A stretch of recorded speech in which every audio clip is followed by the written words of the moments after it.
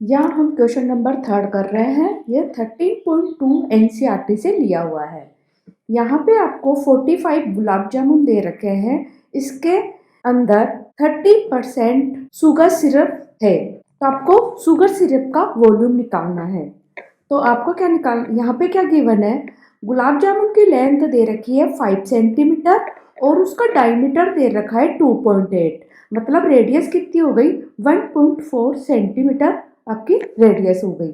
और cylindrically part की height क्या हो गई 2.2, क्योंकि इधर से 1.4 इधर गया और 1.4 इधर गया, तो remaining length of cylinder equal to 2.2 हो गई। और इसकी रेडियस हो गई, ये स्पेरिकल पार्ट है, ये भी स्पेरिकल पार्ट है, तो दोनों हेमी स्पेरिकल पार्ट की रेडियस क्या हो गई 1.4 रेडियस हो गई। तो आपको क्या फाइंड करना है, volume of sugar syrup in 45 gulab jamun.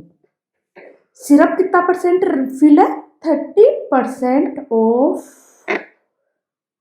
Total गुलाब जामुन का फॉर 30%, तो 30% of volume of 45 gulab jamun. 30% को आप क्या लिखेंगे, 30/100 इंटू 45 इंटू 1 गुलाब जामुन का volume, volume of 1 gulab jamun equal to 30/100 into 45। एक गुलाब जामुन का वॉल्यूम हम कैसे देखते हैं, ये आपके पास क्या हो गया, volume of cylinder first part, second और थर्ड पार्ट का वॉल्यूम।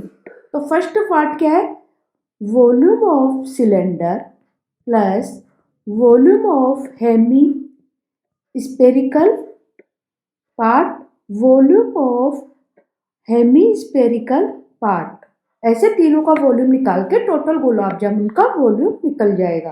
तो 30/100 इंटू 45, सिलेंड्रिकल का वॉल्यूम क्या होता है pi R square into H, hemispherical का वॉल्यूम क्या होता है 2/3 पाई आर क्यूब, और हेमी स्पेरिकल थर्ड पार्ट का 2/3 पाई आर क्यूब। यहाँ से हम पाई आर स्क्वायर को कॉमन ले सकते हैं, तो पाई आर स्क्वायर कॉमन लेने पर यहाँ पे क्या बचेगा, H plus 2/3 R plus 2/3 R. Put करने पर क्या आ जाएगा, सबकी वैल्यू हम पुट करते हैं तो क्या आ जाएगा, पाई की वैल्यू 22/7, आर इज 1.4 सेंटीमीटर, आपका एच क्या था 2.2, 2/3 इंटू 1.4 प्लस 2/3 इंटू 1.4। इन सबको सोल्व करने पर क्या आ जाएगा 338.184 सेंटीमीटर क्यूब।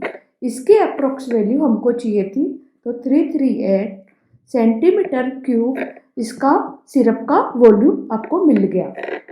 यही आपका आंसर है।